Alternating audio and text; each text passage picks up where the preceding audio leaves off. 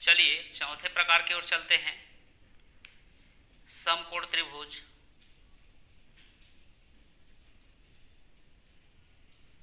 समकोण त्रिभुज है ना, तो समकोण त्रिभुज क्या है? इसमें क्या होता है, एक कोण 90 अंश का होता है। इसमें एक कोण क्या होता है, 90 अंश का होता है। इसे समकोण त्रिभुज कहते हैं। ए बी सी एक त्रिभुज है जिसमें कोण बी कितना दिया है, 90 डिग्री दिया है, तो ये क्या कहलाएगा, आपका समकोण त्रिभुज कहलाएगा।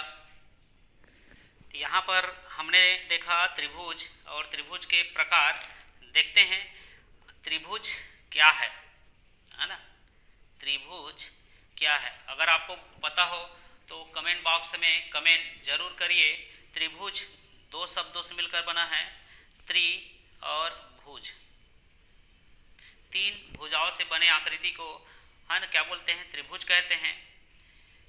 तीन भुजाओं से बने हुए बंद आकृति को क्या बोलते हैं, त्रिभुज कहते हैं। तो यहाँ पर त्रिभुज में क्या होता है, ये आपका तीन भुजा हुआ और ये तीनों भुजा से मिलकर बना है एक आकृति त्रिभुज, जिसमें ये एक भुजा होगा, ये भी एक भुजा होगा, ये भी क्या होगा, एक भुजा होगा, है ना। ये क्या कहलाएगा, भुजा।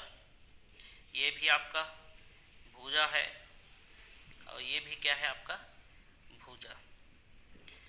तो यहाँ पर ये आपका शीर्ष बिंदु कहलाएगा।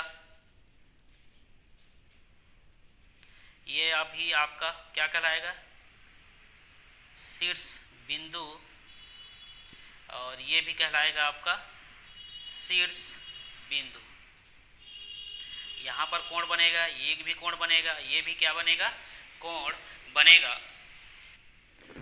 तो त्रिभुज के तीनों अंतःकोणों का योग कितना होता है, 180 अंश होता है। हम जानते हैं है ना, एक अंतःकोण यहाँ पर बना, एक अंतःकोण यहाँ बना, एक अंतःकोण यहाँ बना, और तीनों अंतःकोण का योग कितना होगा, 180 अंश होगा, है ना। त्रिभुज के तीनों कोणों के मापों का योगफल 180 अंश होता है।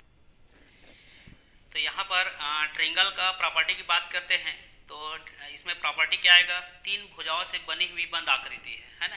ये आपका गुण देख सकते हैं, तीन भुजाओं से बनी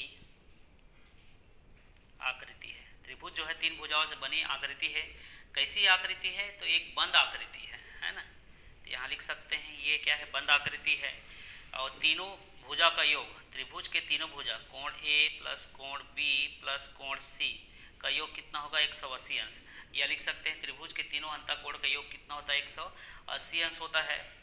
तो तीसरा प्रॉपर्टी के बारे में बात करते हैं। त्रिभुज की भुजाएं और कोण आपस में संबंधित है। त्रिभुज का भुजा तथा कोण आपस में क्या है, संबंधित है। त्रिभुज का भुजा तथा कोण आपस में क्या होता है, संबंधित होते हैं। कैसे, तो चलिए समझते हैं। जैसे हमारे पास तीन भुजा है अलग अलग माप के, तो एक भुजा और दूसरा भुजा मिलेगा तो यहाँ पर एक कोण बनेगा, है ना। एक भुजा और एक और भुजा मिलेगा तो यहाँ पर क्या बनेगा, कोण। तो यहाँ पर तीसरा भुजा को यहाँ मिला देते हैं तो एक बंद आकृति बनता है, और इसी को क्या बोलेंगे, त्रिभुज कहते हैं। तो आज हमने त्रिभुज और त्रिभुज के प्रकार और उसके प्रॉपर्टी पर चर्चा किया। अगर आपको हमारा वीडियो पसंद आए तो लाइक, शेयर और सब्सक्राइब जरूर करिए।